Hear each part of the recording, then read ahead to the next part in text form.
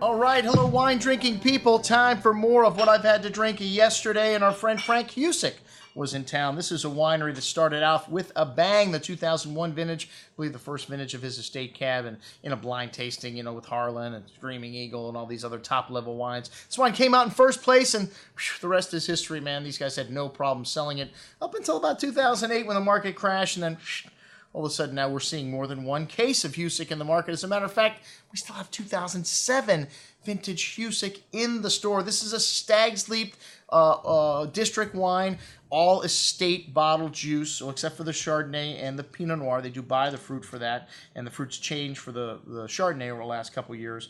But the Cabernet is really at the top level of quality for what's being made in Napa, and still relatively cheap. I mean, $100 and change for the estate wine, and then $50-$60 for the Palm Terrace, which is pretty much everything that doesn't make it into the estate.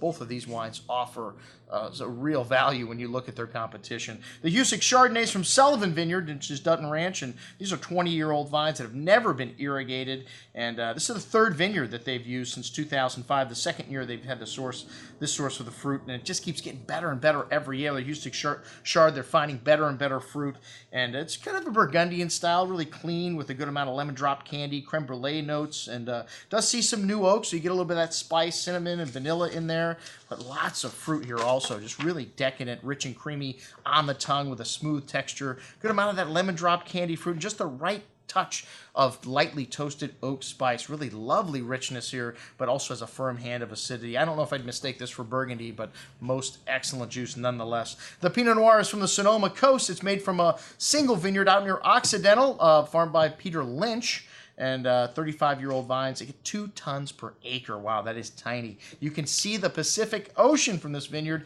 made by Mike Herbie.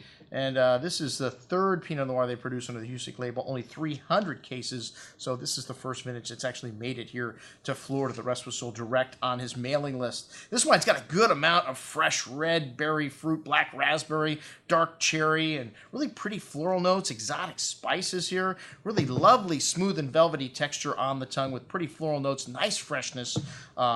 Even though it's a pretty fruit-driven style of wine, this wine's got a host of spice and nice length and balance on the finish. Most excellent juice at $60. The Palm Terrace, I mentioned before, this is 100% Cabernet. It's from the 3 vineyards that they have there, and this is what's left over after they make the Husic, and well, less than half of the price for the leftovers. I'm telling you, this is some pretty damn good leftovers. And 750 cases of this wine made, 08 drinking, very nice right now. Really rich bouquet of dark chocolate, toasty oak spice, fresh black earth, kind of black truffle, dark cherry and currant, cassis berry fruit. Really lovely complexity and richness on the nose. That black currant and cassis berry fruit, almost liqueur-like in richness on the palate. Some nice toasty oak, bitter cocoa. Really nicely balanced acidity in this wine, still showing some nice freshness for such a big and rich wine. Excellent juice at $60 a bottle. All right, the Husic Cabernet Napa up next. This wine's got a lot of that dark cherry and black currant berry fruit, some fresh shaved pencil lead showing up with that damp black earth. Really complex bouquet, dark cocoa, cedar box spice, and big and chewy on the tongue also. This 7, a really good vintage in Napa Valley. Just starting to show maybe a little bit of signs of age, but this wine's still very youthful. Lovely elegance and structure in this wine. Layers of earth and spice, a long finish. This wine's a little bit of Petit Verdot in it. That's planted on the property also, but only about 1%. And the vineyard was planted in 1997, so 10 years old as of this day, starting to show a little bit of maturity. This 2007 is most excellent juice. All right, that's what we had to drink with our friend Frank Husic. I'm your host, Andrew Lampasoni, signing off for the Wine Watch, saying remember, always drink the good stuff first.